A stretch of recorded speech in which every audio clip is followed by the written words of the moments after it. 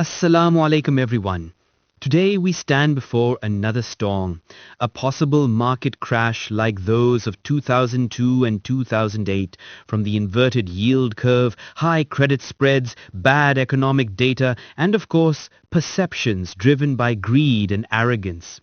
That is, once again the bubble is fueled not by real productivity, but by speculation, this time under the banner of technology and AI hype.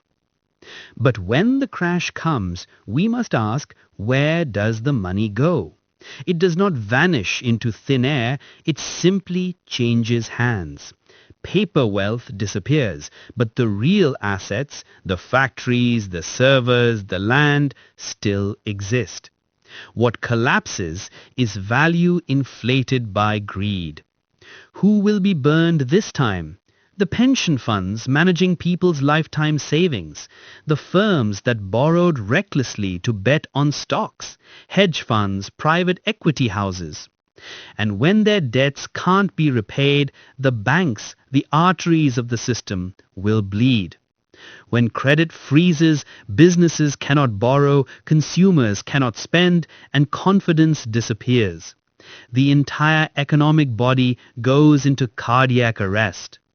What began as greed in the boardroom becomes unemployment in the street. In the end, the ordinary people, the depositors, the workers, will bear the cost. Imam al-Ghazali helps us understand this not just as an economic event, but as a moral disease. Greed, tama, arises from the power of shahwa, the appetite within the soul. And kibr, arrogance of power, pushes Wall Street investors to buy more and more. When shahwa and kibr is enslaved by shaitan's whispers, it blinds the aql, the intellect, making people chase illusionary gains. The qalb, the heart, darkens, losing sight of truth and justice. But when the aql is guided by revelation, naql, it tames shahwa into qana'a, contentment. Then wealth is sought not for accumulation and domination, but for service, where markets remain real, prices stay fair, and prosperity is shared.